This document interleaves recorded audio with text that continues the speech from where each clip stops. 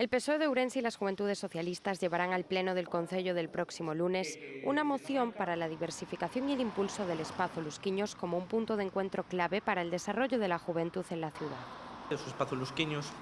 resulta dun traballo de preocupación pola xuventude que fixo o anterior goberno bipartito e que, polas cuestións que todos sabemos, non tivo a oportunidade de estrealo, senón que o fixo outro executivo municipal, que tivo esa enorme responsabilidade, pero non estivo á altura do mesmo, xa que pouco a pouco foi no deixando morrer ata hoxe. Nós vimos a pedirlle ao goberno municipal e ao resto de partidos da cidade que apoien unha moción na cal queremos incentivar o espazo Lusquiños porque consideramos que ese segundo fogar para moitos mozos de Ourense, un lugar onde acubillarse nos malos momentos, pero tamén un bo lugar onde poder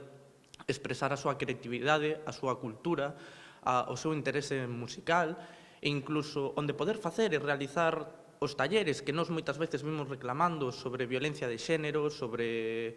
loita contra a LGTBifobia, emprendemento mozo. Por su parte, el concelleiro socialista Borja López explicó que se trata de un espacio con salas de grabación y espacios culturales que se mantiene cerrado con la excusa del COVID-19. Foi un espacio concedido para ser referencia en canto a Ourense, en canto a xuventude. É un espacio que ten salas para grabación, ten salas tamén para que podan ensayar os grupos, e, como ben dixo o Xurxo, leva unha temporada pechado, non é excusa a do COVID para que este así.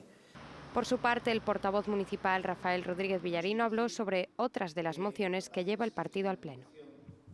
Que dúas mocións máis incorporanse a este Pleno, unha é da defensa do patrimonio arbóreo, que xa se ten comentado dela, e outra que ten que ver,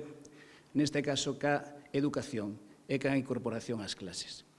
Esta moción, que tamén o BNG leva unha semellante, é unha moción do Partido Socialista e unha moción que estamos defendendo a nivel de Galicia e que artellamos sobre a base do consenso. É un problema que non é un problema de Galicia, é un problema que temos a nivel mundial, xa non só nin español, siquera, é que é preciso tomar medidas e actuar sobre a base do consenso. Nós non atopamos ese consenso nas medidas que propón a Xunta de Galicia e nos pedimos da Xunta de Galicia que opte por dar un protocolo que sea, neste caso, aceptado por os pais, por as AMPAs,